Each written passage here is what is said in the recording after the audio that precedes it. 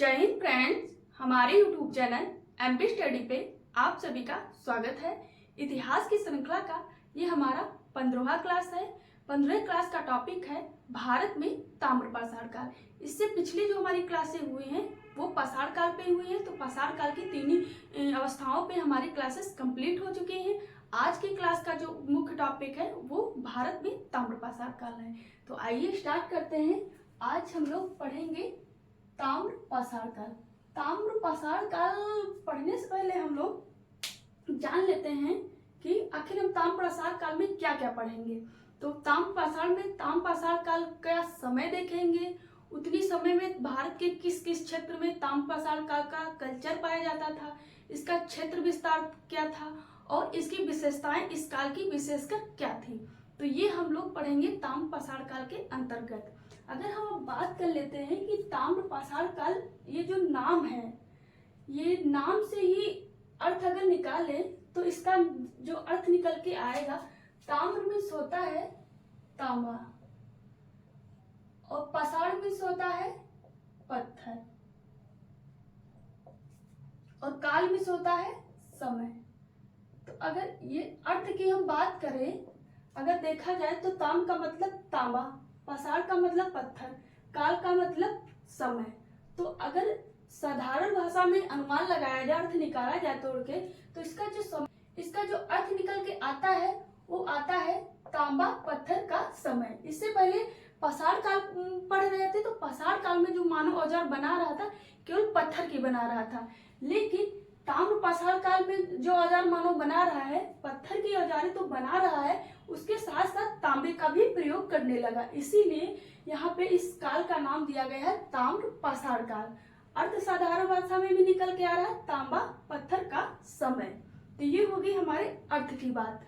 अगर हिंदी में इसका नाम कहा जाता है कि ये ताम्र पाषाण काल है। अगर इंग्लिश में पूछा जाए ताम्र पाषाण काल को क्या कहते हैं, तो इंग्लिश में ताम्र पाषाण काल को चल्को लिथिक, अंग्रेजी में जो ताम्र पाषाण काल को कहा जाता है वो कहा जाता है चाल्कोलिथिक एज। हिंदी में ताम्र पाषाण काल को ताम्र पाषाण काल के नाम से ही जाना जाता है और इंग्लिश में इसी को चाल्कोलिथिक एज के नाम से भी जाना जाता है। अब बात कर लेते हैं कि आखिर भारत में ताम्र पाषाण काल की सबसे पहले जानकारी कहाँ से मिली, कहाँ से साक्ष्य मिला और क्या मिला। तो बात करें तो सबसे पहले जो भारत के संदर्भ में ताम्र पाषाण काल की जानकारी हुई वो हुई है 1822 में कानपुर के बिठूर में। कानपुर का जो बिठूर है ये पूरा स्थल से तांबे की बर्छी मिली है, उसी का डेटिंग किया गया है। तो उसी से ज्ञात हुआ है कि ये जो बर्छी है ये ताम्र पाषाण काल की है। तो सबसे पहले जो ये कानपुर के बिठूर से 1822 में तांबे की बर्छी मिली थी, वहीं से सर्वप्रथम ज्ञात हुआ कि भारत में ताम्र पाषाण काल के एविडेंस और क्षेत्र पाया जाता है। ये हो गई इसके प्रथम साक्ष्य की। अगर पूछा जाए कि ताम्र पाषाण काल की सबसे ज्यादा ताम्र निधियां एविडेंस जो पाए गए हैं वो एमपी के गोगरिया स्थल से पाए गए हैं। कौन से? ये है हमारा एमपी का गुगेरिया। ये स्थल है जहां से ताम्र पाषाण की ताम्र निधियां बहुत ज्यादा संख्या में पाई गई। कितनी पाई गई हैं? तो यहाँ पे जो ताम्र निधियां पाई गई हैं वो 424 पाई गई हैं। अगर प्रथम साक्ष्य पूछा जाए तो कानपुर के बिठूर से हो जाएगा। अगर ज्यादा पूछा जाए कि ताम्र पाषाण काल की सबसे ज्यादा एविडेंस हो, ताम्र निधियां कहाँ से मिली, तो वो एमपी के गुगेरिया स्थल से मिली। कितनी मिली? तो 424 मिली। ये होगी इसके प्रथम साक्ष्य की बात। अब हम बात कर लेते हैं इसके काल विशेष की। अब बात करते हैं कि ताम्र पाषाण काल का समय क्या माना जाता है। तो ताम्र पाषाण काल का जो समय माना जाता है लगभग में मोटे तौर पे जो माना जाता है वो 2000 से लेके 1000 ईसा पूर्व या 700 ईसा पूर्व के आसपास माना जाता है। लेकिन ऐसे विश्व अंदर में देखा जाता है तो 3000 से लेके 1000 ईसा पूर्व के आसपास माना जाता है। लेकिन भारत के संदर्भ में जो ताम्रपाषाण काल का समय है वो कोई फिक्स समय नहीं है, क्योंकि जो जो कल्चर मिला, क्षेत्र मिला है, सबकी डेटिंग अलग है।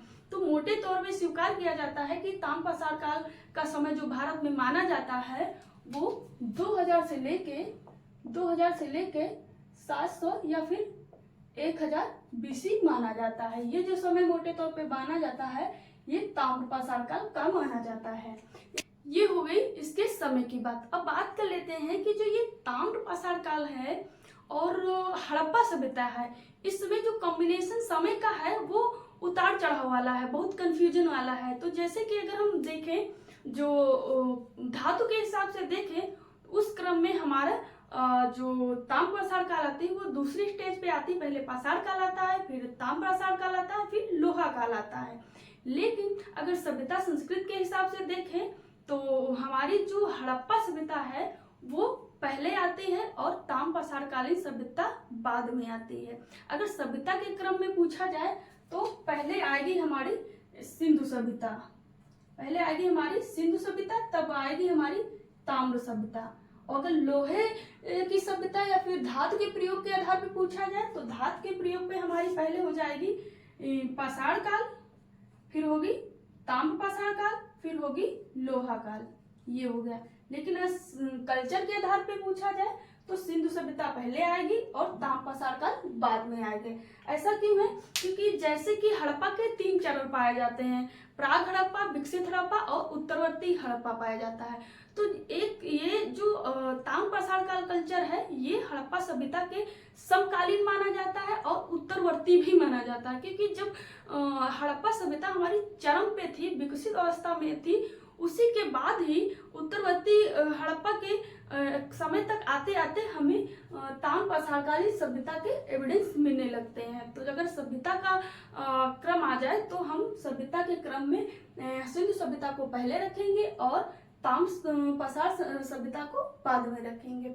ये कंफ्यूजन खत्म हुई, क्योंकि यहाँ के जो स्थल मिले हैं उनकी डेटिंग 2000 से लेके 1000 ईसा पूर्व के आसपास ही जाती है। केवल गणेश्वर एक पूरा स्थल है जिसकी डेटिंग ज्यादा जाती है। तो इसे सब एवरेज कंक्लूजन के आधार पे इसे हड़प्पा सभ्यता के बाद रखा गया है। ये हो गई समय की बात। अब हम बात कर लेते हैं कि इसके विशेषताओं के संबंध में कि इस हड़प्पा सभ्यता के बाद जो कल्चर आया, ये जो सभ्यता है ये एक ग्रामीण सभ्यता है। जो हड़प्पा सभ्यता थी वो एक नगरीय सभ्यता थी। तो जब कोई सभ्यता मतलब सभ्यता का विनाश होता है, वो फिर से उद्भव होती है, तो वो प्रारंभिक रूप में एक ग्रामीण रूप ही धारण करती है, अचानक से नगरी नहीं हो जाती है। तो जहाँ हड़प्पा सभ्यता हमारी नगरीय सभ्यता थी और ताम्रपाषाण कालीन सभ्यता वही ग्रामीण सभ्यता थी। और इसके बाद जो ताम्रपाषाण कालीन सभ्यता है, यही सभ्यता में आते हुए भारत में बड़े बड़े गांवों का विकास हो जाता है।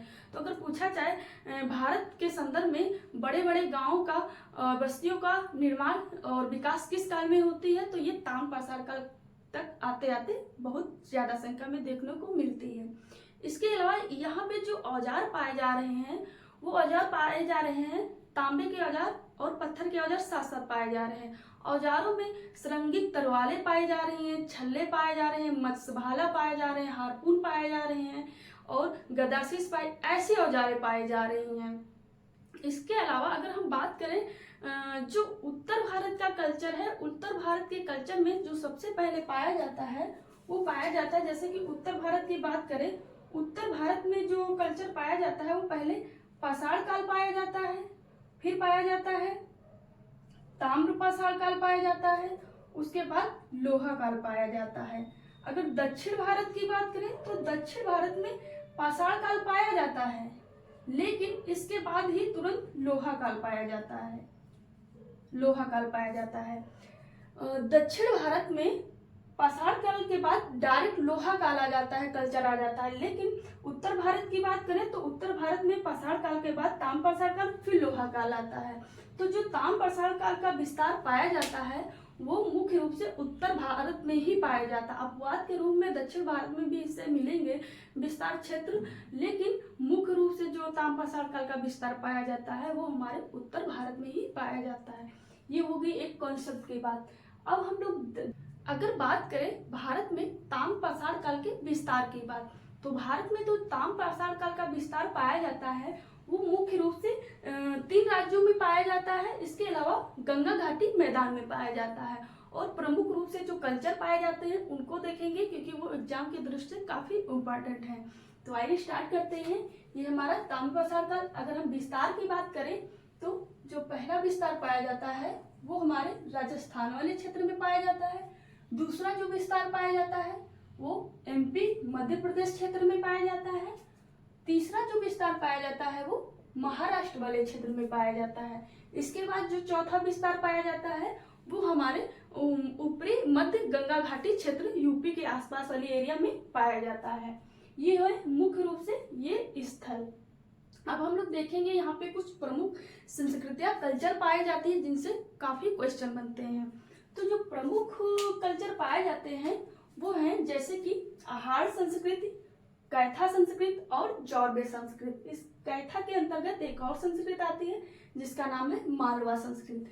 इसमें से तीन राज्यों में अलग अलग पड़ते हैं। तो हम एक एक राज्य देख लेते हैं, उस राज्य में कौन कौन से ताम्रपाषाणकालीन क्षेत्र और पूरा स्थल पड़ते हैं। तो बात करें अगर हम राजस्थान में देखें कि राजस्थान में ताम्रपाषाणकालीन कौन सी साइट या पूरा स्थल पड़ते हैं उनको देखते हैं। तो राजस्थान में जो पड़ता है वो हमारी पड़ती है आहार। आहार एक पूरा स्थल है जो राजस्थान में पाया जाता है जिसे आहार संस्कृत के नाम से भी जाना जाता है। अगर बात करें हम आहार की, तो आहार को कई नामों से जाना जाता है। ये एग्जाम की वजह से बहुत इंपॉर्टेंट है। आहार को 3 नामों से जाना जाता है। एक तो इसको आहार के नाम से जाना जाता है, दूसरा इसे तांबावती के नाम से जाना जाता है और तीसरा इसे धूल कोट के नाम से जाना जाता है। ये आहार के 3 नाम हो गए, पहला आहार, दूसरा तांबावती, तीसरा धूलकोट। ये आहार के नाम है इनके। ये तांबावती तो अक्सर पूछा जाता है, धूलकोट पूछने की चांस है। अगर आहार की बात करें, आहार ये राजस्थान वाले क्षेत्र में पड़ता है। कहाँ पड़ता है तो अगर ये मैप में देखें तो राजस्थान का जो ये पूर्वी दक्षिणी वाला हिस्सा है, दक्षिण पूर्वी हिस्सा है, ये हमारा राज्य, ये जो राज्य हमारा राजस्थान है। राजस्थान का जो ये वाला हिस्सा है पूर्वी, जैसे ये 4 भाग हो गए, तो ये वाला जो हिस्सा है, ये वाला हिस्सा दक्षिण और पूर्वी हिस्से में जो विस्तार पाया जाता है वो आहार संस्कृत का पाया जाता है। तो आहार यहाँ राजस्थान के दक्षिणी और पूर्वी भागों में पाया जाता है। ये आहार का उत्खनन कौन किया और आहार किस नदी किनारे है? तो आहार जो है वो बनास नदी किनारे है। बनास नदी कहाँ है? तो राजस्थान में है। आहार बनास नदी किनारे पाया जाता है। और बात करें कि यहाँ पे उत्खनन का काम किसने किया, तो यहाँ पे जो उत्खनन का काम किए हैं वो आरसी अग्रवाल सर किए हैं, या फिर रतन चंद अग्रवाल के नाम से भी इनको फुल फॉर्म में जाना जाता है। तो आहार पे जो काम किए हैं उत्खनन का वो आरसी अग्रवाल सर किए हैं। अगर साक्ष्य के रूप में देखा जाए कि आहार में साक्ष्य में क्या मिला है, तो साक्ष्य में जो मिला है वो यहाँ पे मुख्य रूप से कपड़ों के रंगाई के कुंड मिले हैं। कपड़ों की जो रंगाई होती थी वहाँ पे बड़े पैमाने पे कपड़ों की रंगाई की जाती थी और वहाँ पे छपाई भी की जाती थी। तो जो रंगाई और छपाई के एविडेंस मिले हैं और भारी संख्या में मिले कि वहाँ पे लोग कपड़ा ले जाते थे, वहाँ भारी संख्या में रंगाई करते थे और छपाई करते थे, वहाँ से किसी अन्य क्षेत्र में उसका सप्लाई किया जाता है। तो इसके जो एविडेंस मिले हैं वो हमारे आहारपुरा स्थल से मिले हैं। यहाँ पे काम किसने किया, तो आरसी अग्रवाल सर ने किया। अन्य बात करें कि आहार जो प्रसिद्ध है अपने वो सर्वाधिक तांबे के उपकरण के लिए प्रसिद्ध है, कि आहार में सबसे ज्यादा तांबे के बने उपकरण पाए गए हैं। दूसरा एविडेंस है कि यहाँ पे काले लाल मृदभान मिले हैं, और जो काले लाल मृदभान मिले हैं वो अच्छे वर्णमान है और इसमें जो चित्रण किया गया है वो सफेद रंग से अच्छा चित्रण किया गया है। तो काले लाल मृदभान मिले हैं और उस पे सफेद रंग से चित्रकारी की गई है आहार के। ताम्रपाषाण काल के घरों की बात करें तो जो घर है ताम्रपाषाण काल के वहाँ पे नीचे न्यू जो खोदी गई है, न्यू में पत्थर का प्रयोग किया गया। जैसे कि आज के ज़माने में मोहन गिट्टी आदि का प्रयोग किया जाता है और ईंटों का प्रयोग किया जाता है, लेकिन आहार का जो पूरा स्थल, वहाँ के घरों में न्यू के लिए पत्थर का प्रयोग किया गया है। लेकिन जो ऊपर की दीवारें बनाई गई हैं वो कच्ची ईंटों से बनाई गई, मतलब जो न्यू भरा है वो भरा है पत्थर से, और जो ऊपर की दीवारें उठाई गई वो कच्ची ईंटों से या गारा से तैयार की गई हैं। तो ये हो गई आहार की विशेषता। आहार में जो जल निकासी की व्यवस्था है वो चक्रकूट विधि से पाई गई है। तो जो जल निकासी होता था, जो वेस्ट जल होता था, पानी होता था, वो निकालने के लिए चक्रकूट विधि का प्रयोग किया गया है। ये एविडेंस हो गए आहार के। अब दूसरा पूरा स्थल जो पड़ता है हमारा राजस्थान में, वो है हमारा गिलुंद। ये गिलुंद पूरा स्थल जो है वो राजस्थान में पड़ता है। इसकी अपनी खास विशेषता है। अगर बात करें कि यहाँ पे काम किसने किया है, उत्खनन किसने किया है, खोज किसने किया है, तो यहाँ पे जो उत्खनन का काम किए हैं, खोज का, वो बीबी लाल महोदय ने किया है। कब किया है, तो 1959 ईस्वी में किया था गिलुंद पे। गिलुंद जो प्रसिद्ध है वो अपने पत्थर के उपकरणों के लिए प्रसिद्ध है, कि यहाँ पे गिलुंद पूरा स्थल पे सबसे ज्यादा पत्थर का प्रयोग पाया जाता है। तो यहाँ पे जो गिलुंद है वहाँ पे सबसे ज्यादा पत्थर के उपकरण मिले हैं। अगर पूछा जाए कि ताम्रपाषाण कालीन कौन सा स्थल है जहाँ पे सर्वाधिक पत्थर का उपयोग किया गया है, उपकरण मिले हैं, तो हमारा वो पूरा स्थल है गिलुंद। हालांकि ताम्रपाषाण का नाम है, लेकिन यहाँ पे तब भी तांबे की औजारें ना मिलके यहाँ पे पत्थर की औजारें सर्वाधिक मिल रही है। तो यहाँ पे सर्वाधिक जो है पत्थर का उपकरण के लिए जाना जाता है।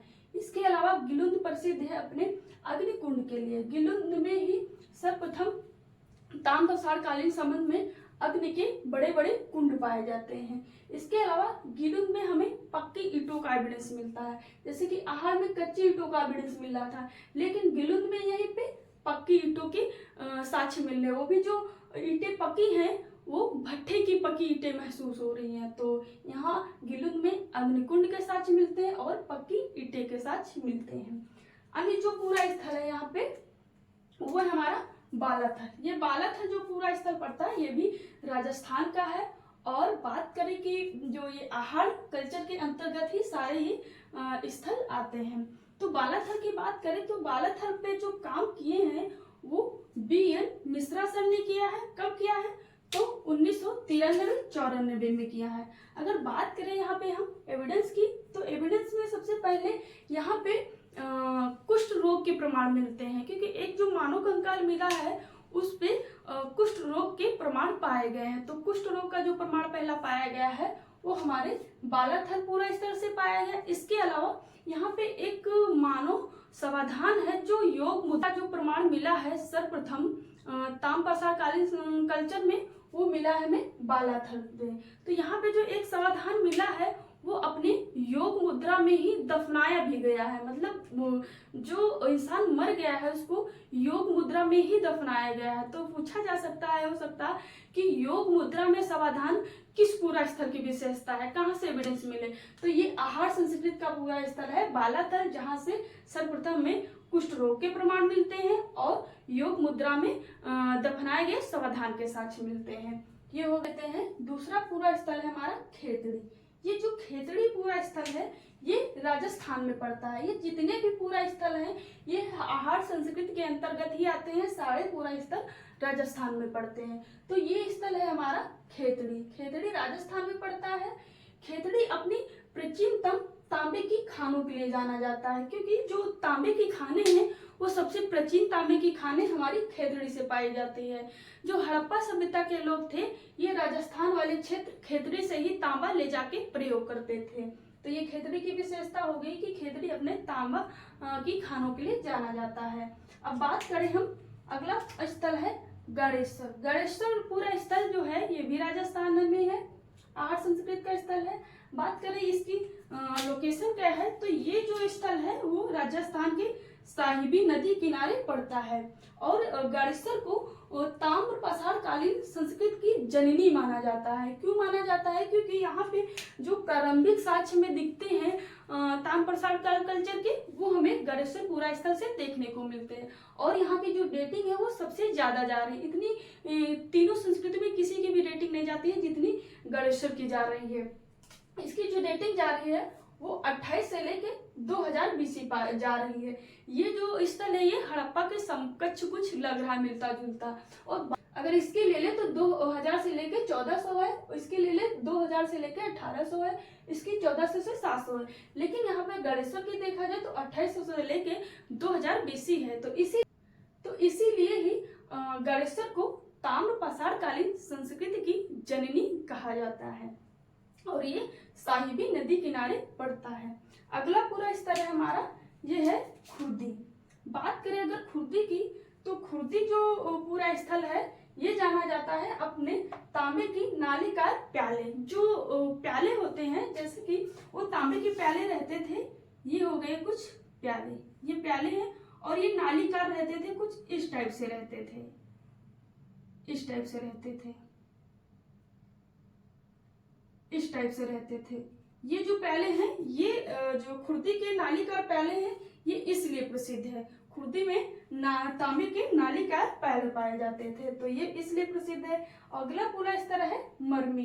खुर्दी और मरमी राजस्थान की साइड है, ये पूछा भी गया है। अगर यहाँ के एविडेंस की बात करें तो यहाँ पे जो एविडेंस मिला है वो तांबे का बैल मिला है।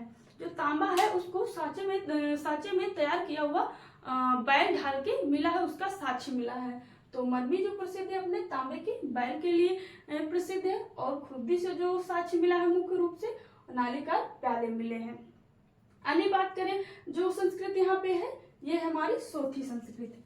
क्या नाम है? ये हमारी सोथी संस्कृति है। सोथी संस्कृति ये पूछा भी गया है। ये सोथी संस्कृत कहाँ पड़ती है? तो सोथी संस्कृत राजस्थान में पड़ती है। ये सोथी सिसवा, तो ये पूरे हो गए हमारे राजस्थान के स्थल। और ये जितने स्थल है ये हमारी संस्कृत है आहार संस्कृत। आहार संस्कृत का जो समय माना जाता है वो 2000 से लेके 1400 BC माना जाता है। तो ये हो गई हमारी आहार संस्कृत। अब हम लोग देखेंगे MP में जो संस्कृत पाई जाती है, इसका नाम है कैथा संस्कृति। ये कहाँ पाई जाती है? तो ये MP में पाई जाती है। तो MP जो राज्य हमारा पाया जाता है, ये MP राज्य पाया जाता है। ये MP राज्य हो गया। इसके जो ये वाला हिस्सा है, ये पश्चिमी वाला हिस्सा है। इस वाले हिस्से में जो पाई जाती है, ये हमारी पाई जाती है कैथा संस्कृति। यहाँ MP में कैथा संस्कृत पाई जाती है। उसी के स्थल पे पुनः मालवा संस्कृत पाई जाती है। तो ये है हमारी कैथा संस्कृति। ये है MP के ये जो पश्चिमी भाग होगा, इस वाले भाग में हमें मिलती है कैथा और मालवा संस्कृति। तो ये हमारी कैथा संस्कृति। अगर डेटिंग की बात करें तो कैथा की जो डेटिंग है वो 2000 से लेकर 1800 BC मानी जाती है। और बात करें यहाँ पे कौन काम किया है, ये कहाँ पे है, किस नदी पे? तो जो कैथा पे काम किए हैं वो BS वंकाकड़ महोदय ने किया है। कब किया था? तो 1964 ईस्वी में किया था।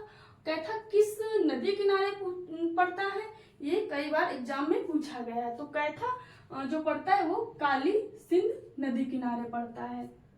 कैथा पे काम किसने किया है? तो BS वंकाकड़ महोदय ने 1964 में किया है। कहाँ पड़ती है? तो कैथा काली सिंध नदी किनारे पड़ता है। अगर बात करें एविडेंस की, तो यहाँ पे जो एविडेंस मिले हैं वो तांबे की कुल्हड़ी मिली है। यहाँ पे कैथा के एक घर से 2 घड़े मिले हैं। एक घड़े में साँचे में ढली हुई कुल्हड़ियाँ मिली हैं। और किसको मिली है? तो धौलीकर महोदय जो पूरा विधि है उनको तांबे की साँचे में ढली हुई कुल्हड़ियाँ मिली हैं, जो प्रतीत होता है अच्छी खासी फिनिशिंग के साथ हैं। तो उससे ज्ञात होता है कि जो कुल्हड़ियाँ तांबे की हैं ये साँचे में ढाल के तैयार की गई हैं। तो धौलीकर महोदय को तांबे की कुल्हड़ियाँ मिली हैं। कैथा के एक घर में घड़ा मिला है उसमें। और कैथा का जो दूसरा घड़ा है उसमें माना जाता है 28 या 29 चूड़ियाँ मिली हैं तांबे की। तो कैथा के जो एविडेंस है वो तांबे कुल्हड़ियाँ हैं प्लस तांबे की चूड़ियाँ हैं, जो 28 मिली है एक मटके में या घड़े में। और बात करते हैं कि यहाँ पे कैथा में जो सबसे ज्यादा मिली है वो कुगत वाले बैल की मूर्ति मिली है।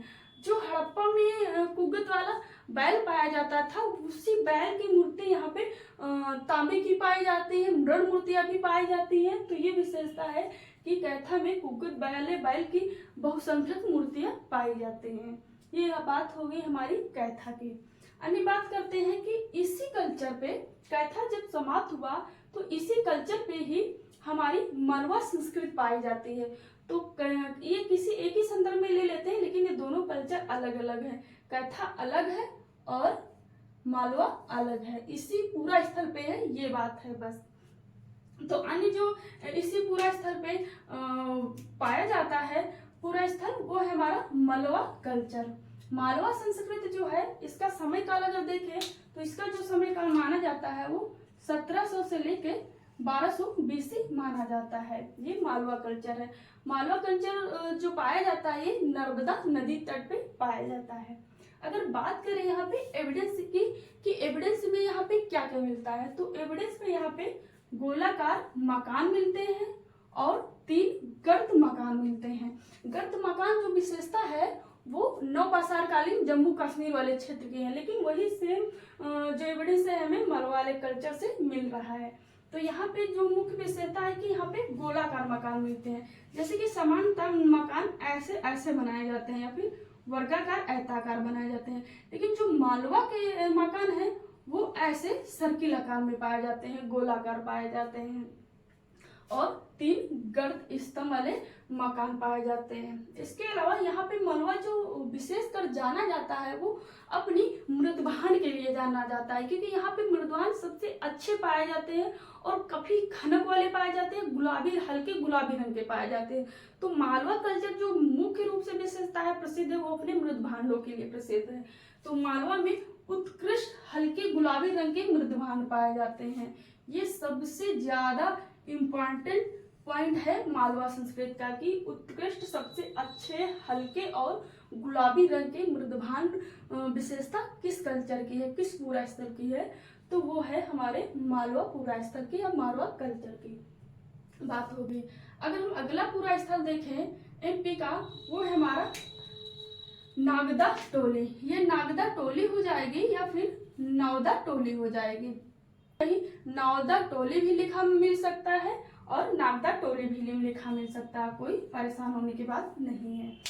अगर बात करें नागदा टोली की या नौदा टोली की कि इसका प्लेस कहाँ है, ये कहाँ पड़ता है, तो ये एमपी में पड़ता है और ये नर्मदा नदी तट पे पड़ता है। नौदा टोली पे काम किसने किया, तो नौदा टोली पे जो काम किए हैं वो HD संकालिया सर ने किया है। अगर एविडेंस की बात करें तो ये यहाँ पे जो अनाज है, अनाज की लगभग सभी प्रकार की किस्में पाए जाते हैं। तो सबसे ज्यादा किस्म जो अनाज की कृषि के पाए जाते हैं या कृषि के साथ पाए जाते हैं वो हमारे नौदा टोली से पाए जाते हैं। और बात करें कि ये जो नौदा पूरा स्थल है ये एक ग्रामीण बस्ती थी और ये भारतीय उपमहाद्वीप या भारत के क्षेत्र में जो कल्चर पाए जाते हैं ताम्रपाषाण काल के, वो सबसे बड़ा स्थल है जो उत्खनन किया गया है। जैसे कि दैमाबाद, वैसे तो ऑल ओवर पूछा जाए कि ताम्रपाषाण काल की सबसे बड़ी साइट कौन सी है, तो दैमाबाद है। लेकिन अगर पूछा जाए ताम्रपाषाण कालीन सबसे बड़ी उत्खनित साइट कौन सी है, तो हमारी है वो नौदा टोली, और नौदा टोली एक ग्रामीण बस्ती थी। तो सबसे बड़ा उत्खनित जो स्थल है वो हमारा नौदा टोली है। ये हो गई हमारी नौदा टोली की बात, किसने काम किया, तो HD संकालिया सर ने किया। और यहाँ पे जो मृदभान पाए गए हैं वो भी मृदभान बहुत अच्छे पाए गए हैं, श्वेत मृदभान पाए गए हैं, उन पे अच्छी खासी चित्रकारी की गई है। जो यहाँ के मृदभान है वो अपनी चित्रकारी के लिए भी प्रसिद्ध है, क्योंकि जो सबसे ज्यादा प्रकार के चित्र पाए जाते हैं, हर किस्म के चित्र पाए जाते हैं नौदा टोली के जो मृदभांड है। तो नौदा टोली के जो मृदभांड हैं वो सबसे ज्यादा चित्रकर्ता पाई जाती है और इनका जो कलर है वो हल्का गुलाबी कलर है। अगर अगले पूरा स्थल की बात करें एमपी के, तो अगला पूरा स्थल है हमारा महेश्वर। महेश्वर की बात करें तो महेश्वर को महिष्मती के नाम से जाना जाता है। ये महेश्वर पूरा स्थल को महिष्मती के नाम से जाना जाता है और ये नर्मदा नदी तट पे पड़ता है। और महेश्वर पे काम किसने किया उत्खनन का, तो काम जो किया है वो HD संकालिया सर ने किया है। अब अगला जो पूरा स्थल है एमपी का वो है मनोती, छठा है एरचा और सातवां है डंगवाड़। ये स्थल है एमपी के महेश्वर, मनोती, एरचा, डंगवाड़। इनकी मनोती एरचा की कुछ खास विशेषताएं नहीं है, लेकिन ये पूछ लेते हैं छाटे वाटे के लिए कि मुख्य रूप से कौन सा ताम्रप्रसारकारी स्थल है। तो ये हो गई हमारी एमपी की कैथा और मालवा संस्कृति। अब बात कर लेते हैं महाराष्ट्र के कल्चर की कि महाराष्ट्र में कौन कौन सी संस्कृति पाई जाती है। अगर मैप में देखें तो महाराष्ट्र जो पाया जाता है, महाराष्ट्र राज्य जो हमारा पाया जाता है, ये हमारा महाराष्ट्र राज्य पाया जाता है। तो इसमें जो ये वाला क्षेत्र है पश्चिमी महाराष्ट्र, ये जो पश्चिमी महाराष्ट्र है इस वाले क्षेत्र में जो कल्चर पाया जाता है वो पाया जाता है हमें चौरबे वाला संस्कृति का स्थल। ये है ताम्रपाषाण का स्थल। जैसे कि ये एमपी वाला था तो इस वाली एरिया में पाया जाता है, और ये राजस्थान वाला था तो ये पाया जा रहा। तो मुख्य रूप से ये जो स्थल है ये ताम्रपाषाण काल का है। तो राजस्थान तो महाराष्ट्र का जो ये पश्चिमी वाला हिस्सा है इसमें ताम्रपाषाणकालीन संस्कृति या कल्चर पाया जाता है। तो महाराष्ट्र में कौन कौन से कल्चर पाए जाते हैं उनका नाम देख लेते हैं। तो महाराष्ट्र का जो कल्चर है ये है हमारा चौरबे संस्कृति। महाराष्ट्र में जो कल्चर पाया जाता है वो चौरबे संस्कृति के नाम से जाना जाता है। और अगर बात करें समय की, जो समय की बात करें तो समय जो माना जाता है इसका वो 1400 से लेके 700 बीसी माना जाता है। अगर बात करें कि चौरबे संस्कृति का खोजकर्ता कौन था, उत्खननकर्ता कौन था, तो वो थे एम एन देश पांडे। ये है इनके खोजकर्ता। अगर इसकी बात करें कैथा की तो हो जाएंगे BS वांगणकर महोदय। अगर आहार की बात करें तो आहार की हो जाएगी RC अग्रवाल सर।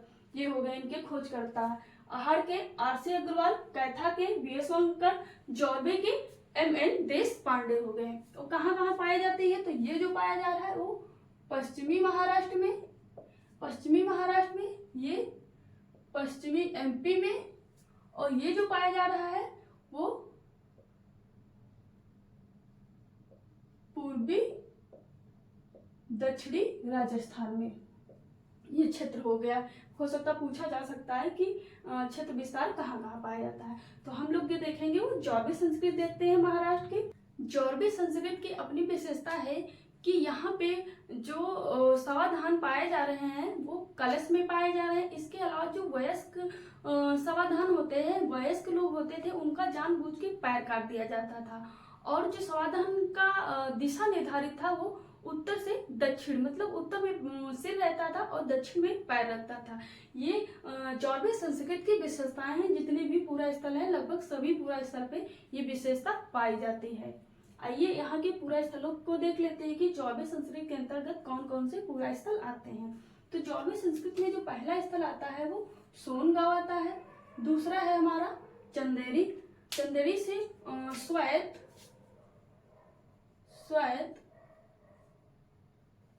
स्लिप मृद भांड पाए जाते हैं। ये यहाँ की विशेषता है कि चंदेरी से स्वायत्त शिल्प मृद भांड पाए जाते हैं चंदेरी से। नासिक की बात करें तो नासिक में कुछ खास एविडेंस नहीं मिलते हैं। चौथा पूरा स्थल है नेवासा। नेवासा से जो एविडेंस मिलते हैं हमें चौरबे की, जो नेवासा महाराष्ट्र में पड़ता है, नेवासा महाराष्ट्र में पड़ता है और ये चौरबे संस्कृति का पूरा स्थल है। नेवासा से कपास और पटसन के साक्ष्य मिलते हैं। इसके अलावा यहाँ पे टोटीदार उत्कृष्ट मृदभांड मिलते हैं।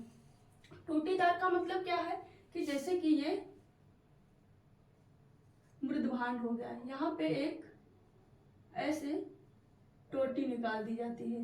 तो ये जो मृदभांड के साथ मिल रहे हैं ये हमें नेवासा पूरा स्थल से मिल रहे हैं। आगे हम लोगों ने यहाँ पे देखा था कौन सा स्थल, खुर्दी देखा था, खुर्दी से मिल रहे थे और ये नेवासा से मिल रहे हैं। तो यहाँ पे कपास और पटसन के साक्ष्य मिल रहे हैं। इसके अलावा टोटीदार उत्कृष्ट मृदभांड के साक्ष्य मिल रहे हैं। अगला पूरा स्थल जो है ये हमारा दैमाबाद। दैमाबाद सबसे महत्वपूर्ण स्थल है यहाँ का और इनाम गांव है। दैमाबाद की बात करें तो दैमाबाद जो है ताम्रपाषाण कालीन संस्कृति का दक्षिणतम बिंदु है, क्योंकि ताम्रपाषाण संस्कृति का जो विस्तार पाया जाता है ऐसे पाया जाता है, और दैमाबाद जो है ये यहाँ पे पाया जाता है। तो दैमा जो है ये पूछा भी गया है कि दैमाबाद ताम्रपाषाण कालीन संस्कृति का अंतिम दक्षिण बिंदु कौन सा है, तो ये दैमाबाद हमारा पूरा स्थल है, क्योंकि ताम्रपाषाण काल का जो विस्तार पाया जाता है यहीं तक पाया जाता है। ये हो गया पहला फैक्ट। दूसरा फैक्ट है कि इस पूरा स्थल पे बड़ी बड़ी बस्तियां पाई जाती हैं, बड़े बड़े घर पाए जाते हैं दैमाबाद पे, और एविडेंस है कि यहाँ पे रथ को चलाते हुए मनुष्य का एविडेंस मिलता है। वो जो एविडेंस मिल रहे हैं वो पत्थर के ना मिलके तांबे के एविडेंस मिल रहे हैं कि तांबे का रथ है, उसको कहीं पे मनुष्य खींच रहा है, कहीं पे मनुष्य के अलावा बैल खींच रहा है, अलग अलग एविडेंस हैं। तो जो तांबे का रथ है कहीं पे उसको हाथी खींचते दिखा रहा है, कहीं पे गैड़ा खींचते दिखा रहा है, कहीं पे साड़ खींचते दिखा रहा है, कहीं पे मनुष्य दिखा रहा है। और रथ तो सामूहिक रूप से कह सकते हैं जो ये रथ है, इस रथ को चलाते हुए कहीं पे मनुष्य दिख रहा है। मनुष्य का ज्यादा पूछा भी गया है कि रथ चलाते हुए मनुष्य के एविडेंस कहाँ से मिले, तो हमारा पूरा स्थल है दैमाबाद। इसके अलावा रथ चलाते हुए साड़ दिखाया गया है, गैड़ा दिखाया गया है, रथ चलाते हुए हाथी के चलाने के भी साक्ष्य मिले हैं हमारे।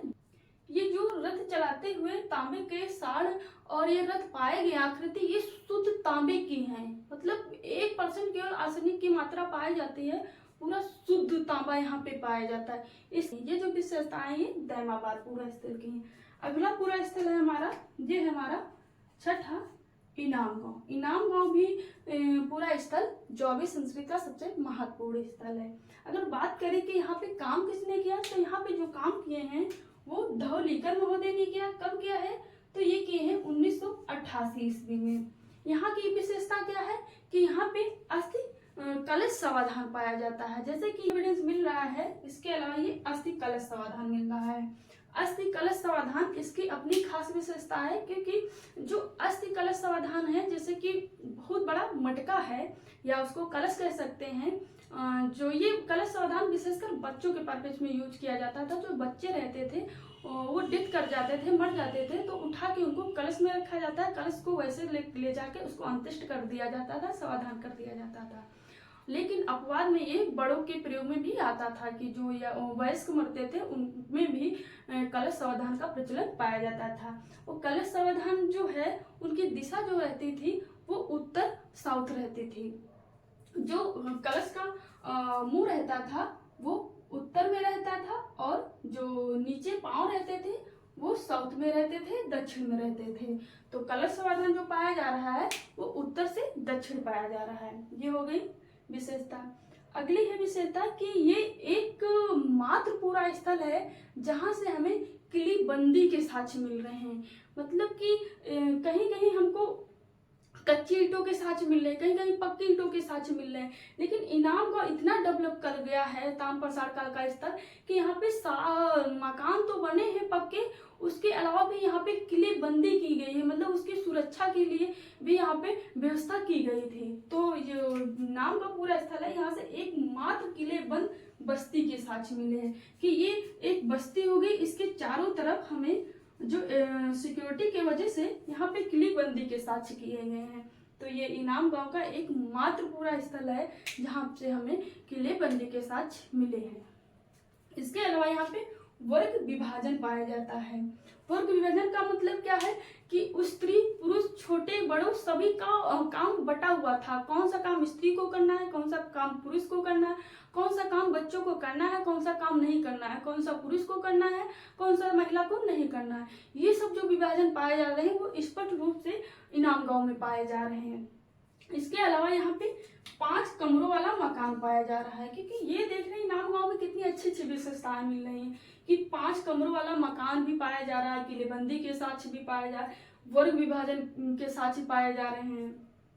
अन्य देखें ये जो है एविडेंस वो है गोलाकार कोना के मकान, जैसे कि गोलाकार कोने का मकान के आज के जो मकान बन रहे हैं वो ऐसे मकान बन रहे हैं, लेकिन जो इनाम गांव के मकान बन रहे हैं तो वो ऐसे ऐसे ऐसे हैं, लेकिन इनका जो कोना है, कोना कुछ इस तरीके से गोल कर दिया गया है।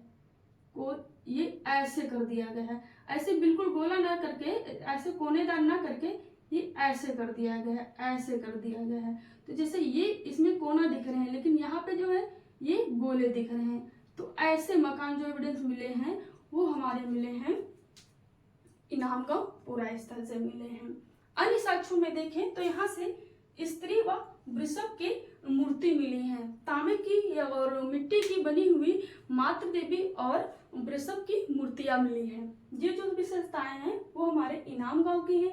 जो ये दायमाबाद पुरा स्थल है, ये स्थल माना जाता है ये शहरीकरण के साक्षी पाए जाते हैं।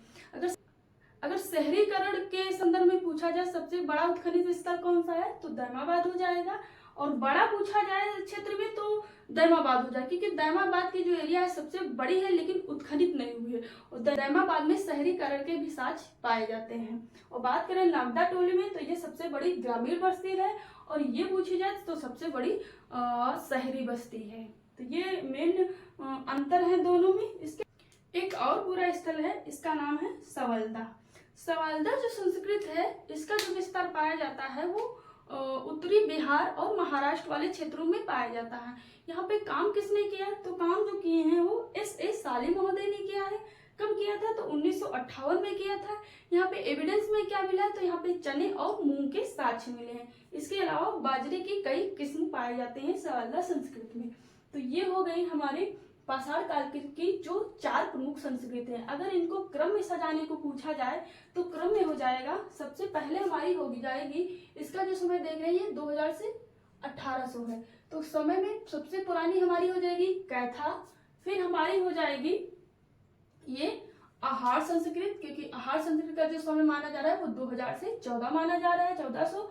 और तीसरी की बात करें तो तीसरी जो हमारी मानी जाएगी पुरानी सबसे, वो हमारी मानी जाएगी मालवा संस्कृत। और चौथी की बात करें तो चौथी हमारी जो मानी जाएगी वो मानी जाएगी हमारी जौरवे संस्कृत। तो जो अगर क्रम सजाने को पूछा जाए तो पहले हो जाएगी कैथा, फिर हो जाएगी हमारी आहार, फिर हमारी हो जाएगी मालवा, फिर हो जाएगी हमारी जौरवे। तो ये हो गया हमारा जो क्रम है ताम्रप्रसार कालीन संस्कृतियों का। अगर उसमें से अगर ये गणेशर दे देता है, खेतड़ी दे देता है, गणेशर संस्कृत को भी जाना जाता है, तो इससे पहले हमारी गणेशर आ जाएगी, क्योंकि गणेशर संस्कृत की सबसे पुरानी मानी जाती है, पूरा स्थल है हमारा। नहीं तो अन्यथा ये क्रम रहेगा हमारी संस्कृतियों का। प्रमुख ताम्रपाषाण कालीन पूरा स्थल देख लेते हैं जो ऊपरी गंगा घाटी में पाए जाते हैं और पूर्वी भारत बिहार वाले क्षेत्रों में पाए जाते हैं। तो बात करें हम ऊपरी गंगा घाटी वाले क्षेत्रों की बात,